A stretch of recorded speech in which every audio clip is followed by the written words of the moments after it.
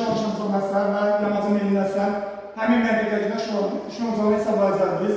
Bakı şəhərinə gün orta vaxtı günəş şoları düşmən cavabı uzunlar görməklə bərabər olarkən, nə zaman bərabər olur? Bakı 40 şimal əlində yerləşir, düzdürmü? 40 buzda nə qədər düşəcək bura? 40 buzda düşəcək bura? 40 dərəcə uzaq altında. Bunu bildik. Bizim başımızda yerləşdiyi yerlik 40 şimal əlində. Demək, günəş uşağı buraya dərəcə uzaqda düşür, 40 dərəcə uzaq altına düşür. Gəlin 18 şimal əlində baxaq. Biz 18 şimal əlində və yamacın meyilli şimal doğru altı dərəcəsi, demək biz şimal doğru altı dərəcə gedirik. Eləyir 24 şimal əlində. 24 şimal əlində günəş şolaşanı hesablar. Qısa yolu, əgər Bakı şəhərinə 40 dərəcə uzaqda düşürsə, Bakı yerləşdiyi yerliklə, həmin məntiqədə yerləşdiyi yerlik arasında dərəcə fərqini tapılır.